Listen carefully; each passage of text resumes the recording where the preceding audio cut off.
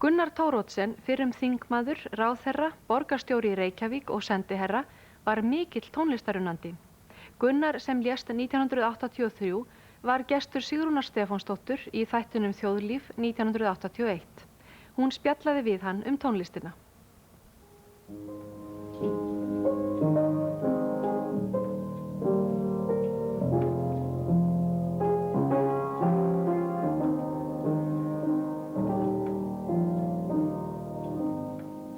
Gunnar, eitt af því sem þú gerir þínum frístundum að spila á píanó. Gerirðu mikið af því? Já, töluvert, tómstundum, eftir því sem ég get, kvöldin og helgar. Hvenær lærðirðu að spila? Ég lærði nú þegar ég var drengur, ég víst að það verið eina við fermingu. Ég lærði nú heima, var í örfáum spilatímum og svo tók ég nokkra tíma orgeltíma hjá Páli Ísólfssyni, en það var nú ekki langt nám að ræða. Var þitt heimili mikið músíkheimili? Já. Foreldrar mínir höfðu mikinn áhuga á hljómlist. Faðir minn var ágætur söngmaður á yngri árum og það var bæði til píanó og lítið orgel eða harmóníum á mínu heimili. Við vorum að tala tónstundir. Hvað gerir Vala í sínum tónstundum þegar þú spilar? Nú náttúrulega hlustar eins og vera ber fyrir góða eiginkonu. En í sínum tónstundum hún les mikið og saumar mikið, fæst mikið hannyrðir. Stundið engar íþróttir? Jú. Vala stundar mikið sund, fer flesta morgna í sund. Nú svo náttúrulega þegar tækifæri til, sérstaklega við eigum sumarhús við Þingvallavatn og reynum að vera þar helgar eftir því sem unnt er.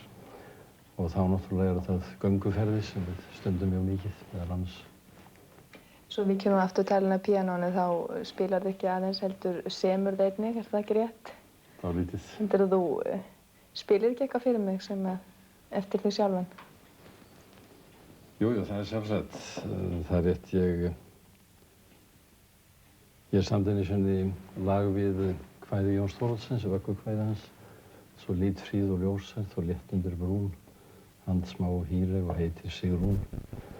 Það eru 5 erindi og við að spila það. Já, gjarna.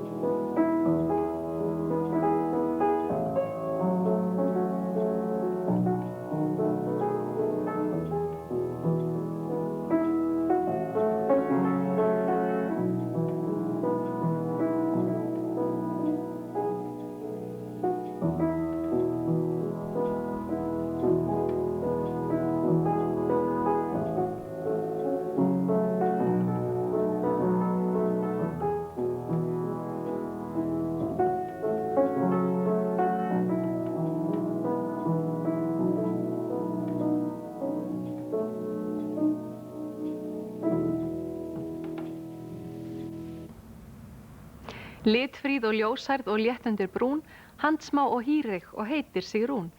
Gunnar Thoroddsen lék hér eigið lag sem hann samdi við þetta fallega ljóð Jóns Thoroddsens.